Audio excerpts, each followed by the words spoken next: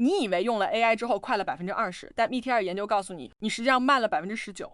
这是同一批开发者同一个时间段内测出来的数据，反差整整39个百分点。METR 是一家专注 AI 能力评估的研究机构，他们研究数千名专业开发者，随机分组，一半用 AI， 一半不用，测真实速度和主观感受。结果让人震惊，用 AI 这组客观速度下降19%，但主观感受是提升了20%。你越觉得 AI 在帮你，实际越拖你后腿。这不是孤证。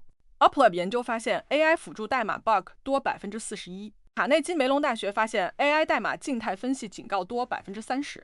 IBM 调研发现，资深开发者高度信任 AI 代码的只有2.6%，高度不信任的反而高达20%。懂行的人根本不信任 AI 的输出。还有更深的问题，技能在退化。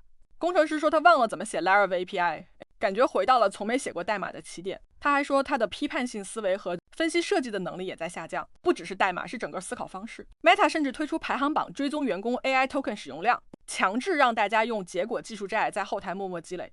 那什么方法真的有效？答案不是换个更贵的模型，而是换用法。GPT 3.5 单条提示词准确率48%，套上 Agent 的工作流之后是95%，接近翻倍。Vibe coding 的问题是一次生成直接用，而 Agentic 的方式是生成、验证、报错、修复、循环。人工智能自己迭代到正确答案。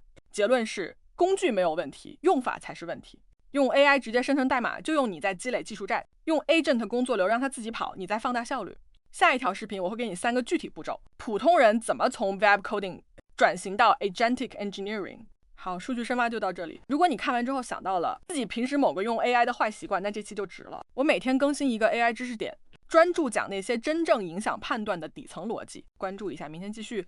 你最常犯的 AI 使用误区是什么？评论区说说，我下期就讲。